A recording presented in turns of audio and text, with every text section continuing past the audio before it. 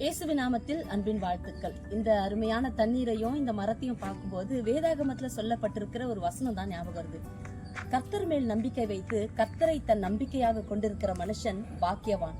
அவன் தண்ணீர்கள் அண்டையிலே நாட்டப்பட்டதும் கால்வாய் ஓரத்திலே தன் வேர்களை விடுகிறதும் உஷ்ணம் வருகிறதை காணாமல் இலை பச்சையா இருக்கிறதும் மழை தாழ்ச்சியான வருஷத்திலும் தப்பாமல் கனி கொடுப்பான் அப்படின்னு வசனம் சொல்லுது. ஆமாங்க, உண்மையாவே கர்த்தருக்குள்ள யாரெல்லாம் இணைந்து இருக்கிறோமோ, பரிசுத்த ஆவியானவருக்குள்ள எவ்வளவுக்கு எவ்வளவு டீப்பா போறோமோ, அவங்க எல்லாரும் எல்லா காலகட்டங்களிலும் எல்லா சூழ்நிலைகளிலும் கனி கொடுக்கிறவர்களாக இருப்போம் அப்படின்றதுதான் உண்மை.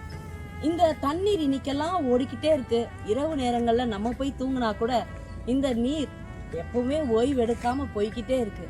அதனாலதான் இந்த மரங்கள் இவ்வளவு செழிப்பா, அருமையா, அற்புதமா, நல்ல நெடுநெடுன்னு வளர்ந்து பச்சையா இருக்கு.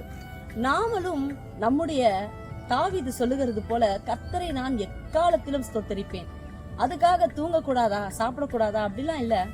எல்லா சூழ்நிலைகளிலும் நம்முடைய ஆத்துமா தேவனை நோக்கி அமர்ந்து கொண்டிருக்கும் பொழுது, எல்லா சூழ்நிலைகளிலும் அவரை நோக்கி பார்த்து கொண்டிருக்கும் பொழுது, நம்முடைய காலங்களிலே நம்முடைய வாழ்க்கையின் சூழ்நிலைகளில அநேக வறட்சியான நிலைமைகள் வரும்பொழுதெல்லாம் கூட நம்ம ஆண்டவருக்குள் கனி கொடுக்கிறவர்களா இருப்போம். சோ எல்லா சூழ்நிலைகளிலும் ஆண்டவரோடு இணைந்திருங்கள். அவரோடு கூட இணைந்திருக்கும் பொழுது வேதம் சொல்லுகிறது போல, ஒருவன் என்னிலும் என் வார்த்தைகள் அவனிலும் நிலைத்திருந்தால் அவன் மிகுந்த கனிகளை கொடுப்பான் என்ற வார்த்தையின்படியாக நீங்கள் கனி கொடுப்பீர்கள். ஆண்டவர் கனி தேடி வரும்போது உங்களை பார்த்து ஆச்சரியப்படுவார். கர்த்தர் தாமே உங்களை ஆசீர்வதிப்பாராக. ஆமென்.